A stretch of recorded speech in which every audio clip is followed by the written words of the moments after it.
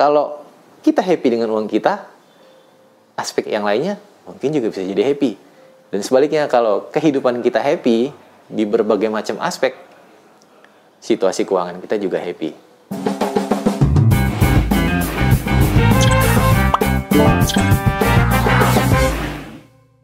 Hai millennials, setiap orang tentu punya masa lalu.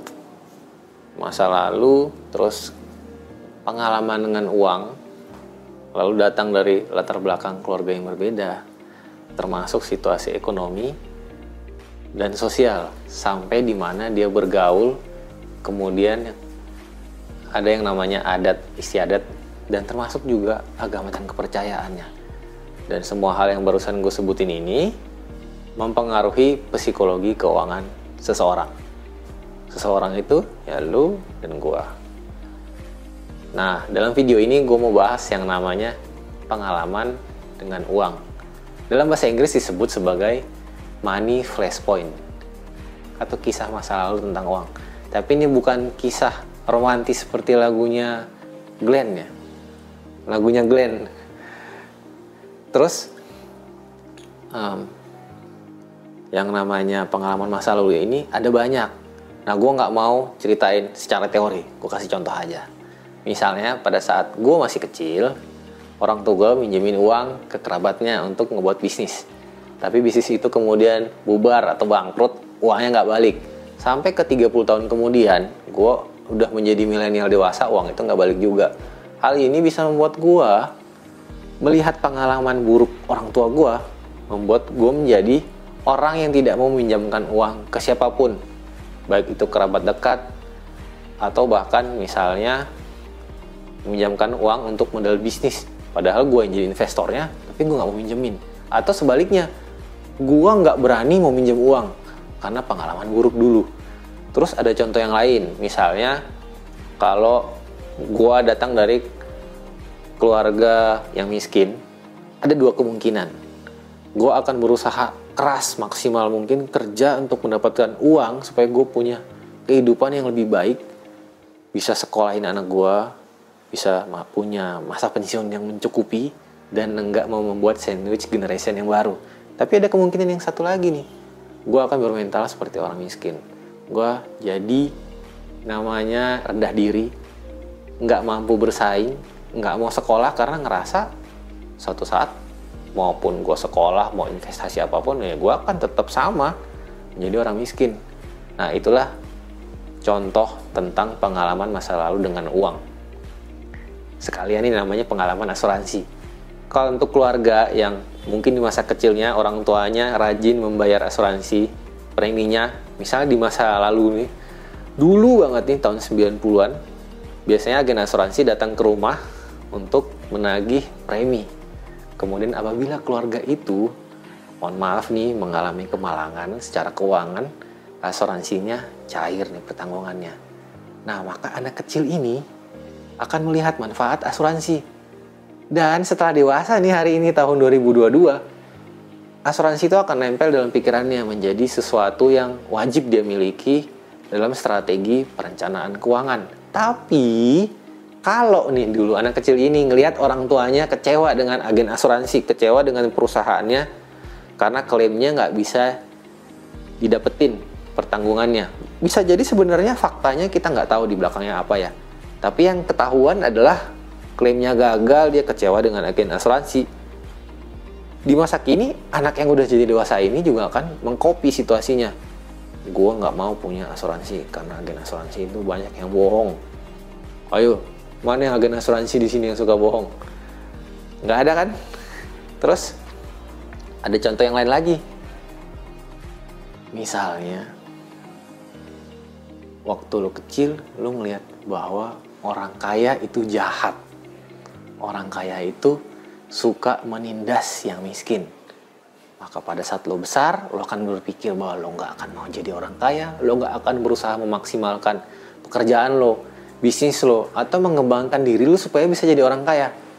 Nah, jangan sampai kesana ya. Jangan sampai kayak IG live-nya Korla yang bilang uang itu jahat dan segala macamnya.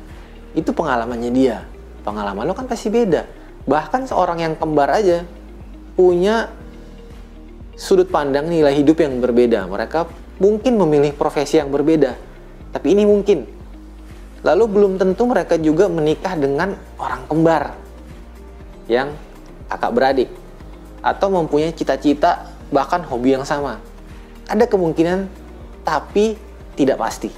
Itu yang kembar ya, apalagi yang cuma kakak beradik, sepupu, atau teman. Atau kayak gue sama lu, cuma dipertemukan adalah video YouTube ini. Terus, disinilah letaknya seorang perencana keuangan. Lo punya yang namanya latar belakang yang berbeda, dan bertemu dengan perencana keuangan, lo bisa menceritakan semuanya. Karena seorang perencana keuangan terikat etika yang namanya kerahasiaan tentang kliennya, serta harus melakukan sesuatu yang terbaik untuk kepentingan kliennya. Yang pertama yang akan dilakukan oleh perencana keuangan adalah melakukan discovery, know your client atau KYC untuk bank. Karyawan bank udah biasa tahu lah, atau kamu nasabah di bank atau perusahaan lembaga keuangan yang lainnya. Nah, dari discovery ini, know your client, akan ditemukan bagaimana perilaku keuangannya si klien, terus situasi keuangannya, lalu pengalamannya dengan uang, terus bagaimana pengaruh adat istiadat dan agama terhadap keputusan keuangannya, dan bagaimana cara dia ngambil keputusan keuangan. Baru setelah itu si perencana keuangan masuk ke penggunaan tools standard finance, mulai dari menabung, asuransi, investasi, masuk ke area pensiun, sampai ke warisan. Tapi kalau misalnya si klien ini punya yang namanya masalah mental, kan tadi psikologi uang ya, dan masalahnya ini bisa merusak situasi keuangannya. Contohnya dia seneng banget judi, atau dia seneng banget trading forex, padahal kalah mulu, trading mulu, uangnya habis mulu di situ. Nah, ini ada gangguan mental yang namanya. Walaupun kita sebenarnya nggak bisa menyimpulkan seperti itu, tapi seseorang yang punya ciri-ciri begini, ada baiknya si perencana keuangan mereferensikan mereka ke ahlinya kesehatan mental, contohnya psikolog, atau yang satu lagi psikiater. Yang namanya seorang perencana keuangan itu memang memiliki keahlian spesialisasi yang pernah gue bahas di video sebelumnya. Tapi kalau keahlian itu bukan keahliannya, paling baik dia mereferensikan ke orang lain. Bukannya dia nggak ngerti atau nggak mampu, tapi karena dia tahu bahwa mereferensikan ke orang lain akan memberikan manfaat terbaik buat si klien. Contohnya gue spesialisasi di perilaku keuangan.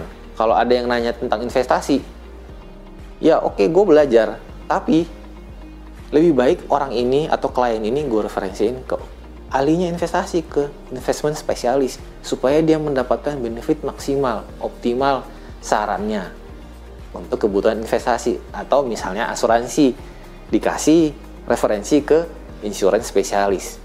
Nah, itulah yang namanya etika dalam seorang yang mengikat seorang perencana keuangan.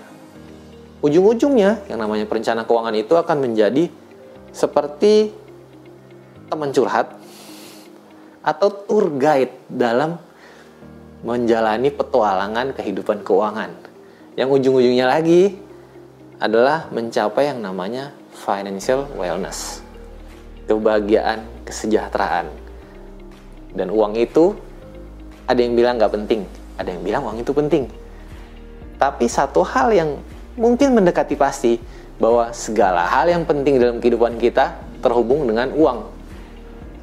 Jadi kalau kita happy dengan uang kita, aspek yang lainnya mungkin juga bisa jadi happy. Dan sebaliknya, kalau kehidupan kita happy di berbagai macam aspek, situasi keuangan kita juga happy. Kamu gimana? Lu gimana? Millennials, situasi keuangan lu gimana? Bagus nggak? Terus pikiran lu gimana? Bagus nggak?